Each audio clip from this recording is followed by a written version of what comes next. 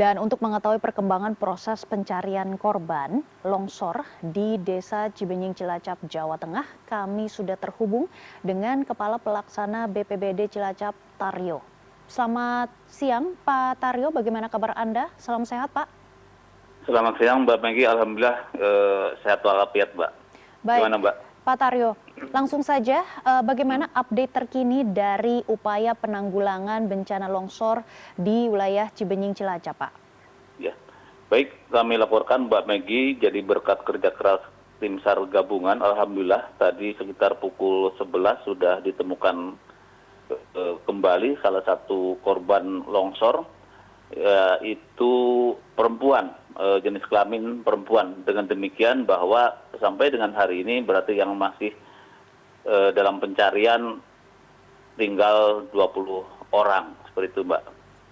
Baik, kami konfirmasi kembali masih ada 20 orang yang Iya. masih akan dicari dan sejauh ini bagaimana kondisi korban dan juga masyarakat yang terdampak? Apakah korban yang terdampak ini sudah dievakuasi ke tempat pengungsian, Pak? Ya, korban yang terdampak dan yang 23 orang tadi mereka bergabung atau kembali ke rumah saudara-saudara yang terdekat. Jadi mereka tidak mengungsi gitu, Mbak, jadi ke rumah saudara yang terdekat di sekitar lokasi seperti itu. Baik, Pak Taryo, apa saja langkah-langkah tanggap darurat yang sudah dilakukan oleh BPBD sejak peristiwa longsor ini terjadi, Pak? Ya. Yang jelas upaya kami yang pertama adalah penyelamatan warga yang terdampak yang sudah kami sampaikan beberapa waktu yang lalu gitu, walaupun ini datanya masih dinamis, tapi data terakhir bahwa yang terdampak itu adalah 46 jiwa, 23 selamat, dan sekarang berarti 3 orang meninggal dunia dan 20 orang masih dalam pencarian.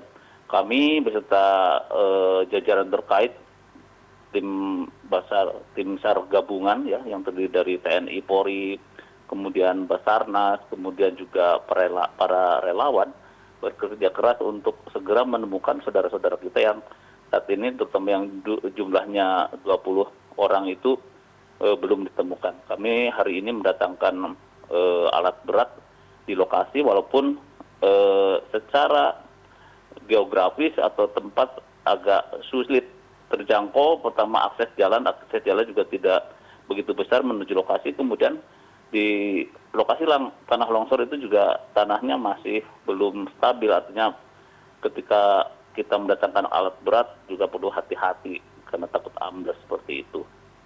Baik, Pak Taryo, bagaimana dengan status di sana? Apakah sudah menetapkan status tanggap darurat di wilayah tersebut? Sudah. Pak Bupati sudah sejak tanggal 14 ini menetapkan status tanggap darurat dan berlaku 1 bulan sampai dengan 14 Desember ke depan.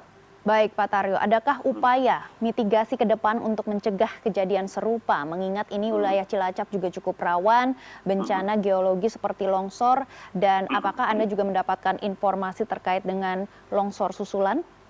Ya, jadi kami dari pemerintah Kabupaten Cilacap lewat BPBD juga sudah memetakan mana-mana yang kira-kira daerah rawan longsor sehingga tidak membahayakan warga. Bahkan kami juga di beberapa tempat nanti mau minta bantuan tim teknis ya dari geologi atau dari BNPB untuk mensurvei kira-kira daerah ini layak atau tidak untuk hunian warga masyarakat. Dengan demikian harapan kami ketika ini benar-benar sudah ada data dukung seperti itu, kemudian warga masyarakat juga sudah paham tentang dampak ataupun mungkin bahaya dari bencana, harapan ke depan hal-hal seperti ini tidak terjadi lagi seperti itu, Mbak. Baik, Pak Taryo, bagaimana dengan bantuan logistik untuk warga yang terdampak dan khususnya untuk korban-korban yang saat ini masih terdampak, Pak? Ya. Jadi bantuan logistik nanti kita memang sudah upayakan dan sekarang juga sudah mulai berdatangan bantuan logistik yang untuk kita, dan kita juga sudah ada posko penerimaan bantuan logistik.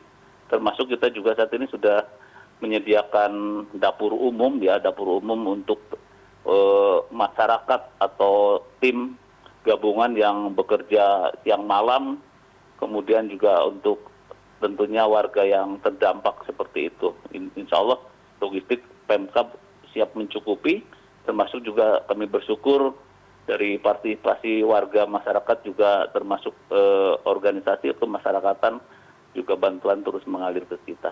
Begitu. Baik, Pak Taryo, tadi Anda juga sudah menyebutkan masih ada 20 korban yang masih terus dicari. Sebenarnya kendala utama di lapangan ini seperti apa, Pak Taryo? Kendala utama di lapangan yaitu tadi akses jalan yang menuju ke lokasi juga agak sempit sehingga mendatangkan alat berat yang cukup besar juga kita agak kesusahan.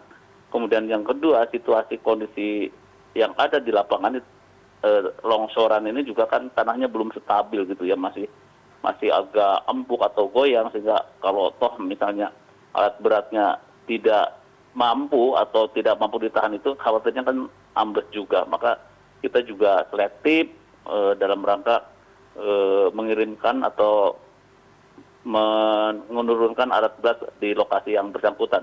Saat ini sudah ada hampir 4 alat berat yang kita turunkan dan harapannya dengan kehadiran alat berat itu harapan kami semua korban yang saat ini masih dalam kategori pencarian bisa segera ditemukan.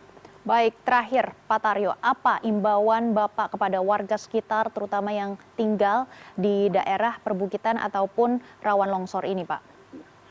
Ya, yang jelas kami tidak henti-hentinya Mbak menghimbau kepada seluruh warga masyarakat di Kabupaten Cilacap karena Kabupaten Cilacap ini juga potensinya cukup besar gitu, terutama bagi warga-warga yang berada di daerah pegunungan untuk selalu hati-hati dan waspada karena musim hujan tahun ini juga sudah kita rasakan, bahkan puncaknya untuk Kabupaten Cilacap berdasarkan informasi dari BMKG untuk wilayah dataran rendah itu mulai di bulan November ini dan untuk mulai dataran tinggi nanti infonya mulai Januari dan Februari 2026.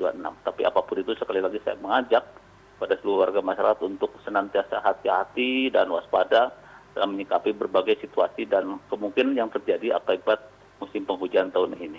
Demikian, Mbak.